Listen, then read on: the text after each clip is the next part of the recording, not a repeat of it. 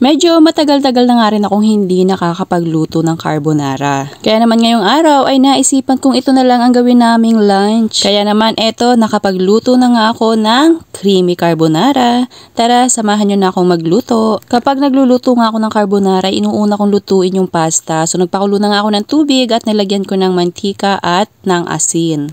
At nung nagkukuluan na nga, inilagay ko na itong ating pasta. Halu-haluin lamang po hanggang sa lumambot itong ating pasta. Then kapag naluto na ay alisin lamang po itong pinakang sabaw niya, then set aside. At nung maluto na nga po yung pasta ay eto, dito naman po sa isang kawali ay ipiprito ko naman po yung ating bacon. Mas masarap kung papupulahin hanggang sa lumutong itong ating bacon. Kagaya po nito. Bali ang iba po ang ginagamit nila dito kapag gumagawa sila ng carbonara ay gumagamit sila ng ham. Minsan naman po meron din ako nakitang gumamit ng longganisa. Depende na po sa inyo kung anong available sa inyong kusina. Then set aside din muna po at sa kaparehong kawali, hindi ko na nga po hinugasan para naman lumasa pa rin dun sa ating pinakang gagawing sauce, yung pinagprituhan ng ating bacon. Bale, nagisa po ako dyan ng sibuyas at bawang. After nga pong magisa, ay inilagay ko naman dito yung isang malaki at maliit na lata ng evaporated milk. Pwede naman po dalawang malaking lata ang inyong gamitin, pero sa ganito kadaming pasta na ginamit ko ay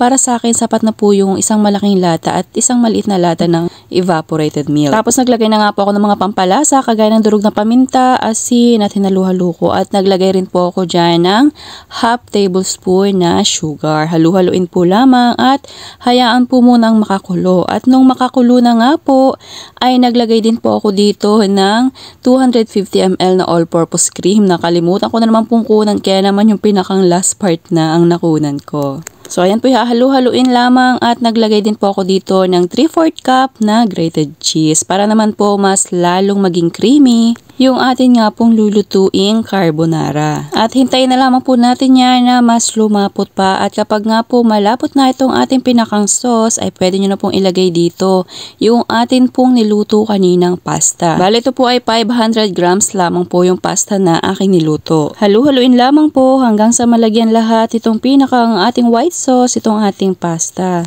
At hayaan po yang makakulo pa sa katamtamang lakas lamang ng apoy. Then inilagay ko na rin po dito yung ating pinirito kaninang bacon. Halu-haluin at hayaan pa po ito ng mga 1 hanggang 2 minuto sa katamtamang lakas lamang po ng apoy para naman lumasa po dito sa ating pasta itong ating bacon. At naglagay na rin po ako dito ng dried oregano. Pero yun naman po ay optional na lang. So ayan, kapag ganyan na po ay pwede nyo na po yung hanguin. At syempre, pwede nyo na po yung iserve. So naglagay pa po ako dyan ng konting dry oregano sa pinakang toppings niya. Pero yan nga po ay optional na lang. So hala, serve and enjoy. At kung ikaw bago pa lang dito sa aking kusina, huwag nyo pong kalimutang mag-like and comment. Thank you for watching!